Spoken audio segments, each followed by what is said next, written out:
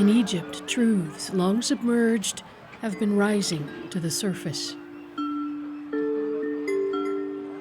I was 11. I didn't understand what was going on. I let him do what he was doing.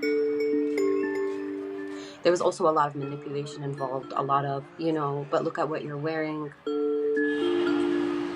Egypt is a country of 102 million people, nearly half of them female. In a UN survey in 2013, 99% of Egyptian women polled said they'd experienced some form of sexual harassment. But the arrest this past summer of a privileged young man accused of raping a number of women has led to hopes that something is indeed shifting in the land of the pharaohs. We at first just wanted him to admit it, that he did these things. Sabah Odir was one of the first to start posting warnings online about the former university student after hearing stories about him from friends. It set off a tidal wave. Another account, called Assault Police, encouraged women to share their stories anonymously. We realized we actually have a shot at finally getting a serial rapist and predator in jail in Egypt that has money and in power. Odir is a writer and poet. She left Egypt for the United States last year after she herself was sexually assaulted. It wasn't until Zaki's accusers started speaking out, she says, that she felt able to tell her own story, abused by a friend.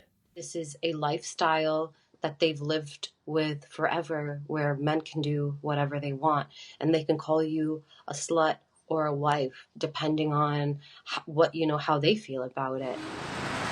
Challenging the status quo in a socially conservative and autocratic patriarchy can be both difficult and dangerous. Abusers hiding in the weeds of so-called morality.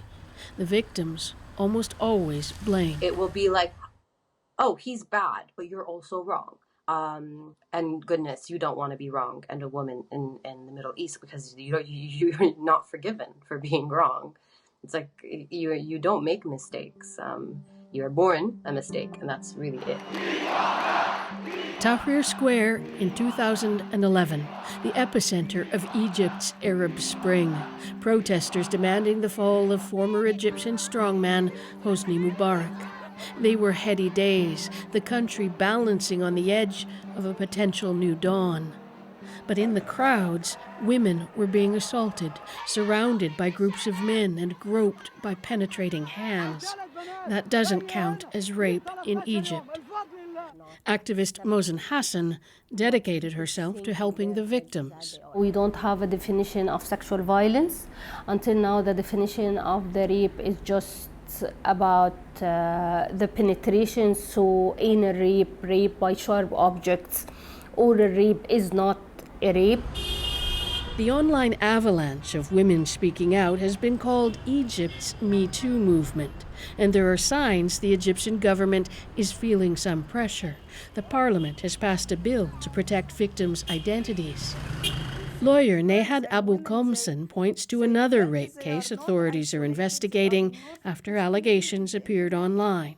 To have a case 6 years ago and public prosecutor open investigation in this case, this is completely new in the judiciary system at all. That's why I believe it is paradigm shift. But as is so often the case with authoritarian regimes, one hand gives while the other takes away. Cairo's Fairmont Hotel rises from the banks of the Nile like a giant wedding cake glinting in the sun. Allegations that it was the scene of an alleged violent assault in 2014 were brought to light by the Assault Police account in July. Up to 8 men have been accused of gang raping a young woman and passing videos of it around. As in the Zaki case, they were wealthy men from influential families. I knew 2 of these guys. I was very triggered, and it kind of just reminded me of my own incidents. Raghia Mustafa is another Egyptian woman living in self-imposed exile, now in Mexico City.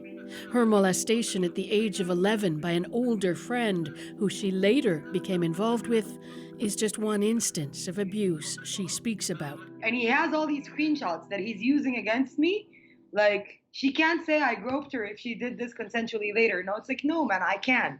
Because I was a kid, I didn't understand. And the fact that it took me 12 years to realize what you did to me is scary. It means it was really traumatic. But he won't acknowledge that. And instead, he chose to threaten my parents. Parents often fear the impact of any suggestion of impropriety on a daughter's future, not just from a judgmental society, but from the state.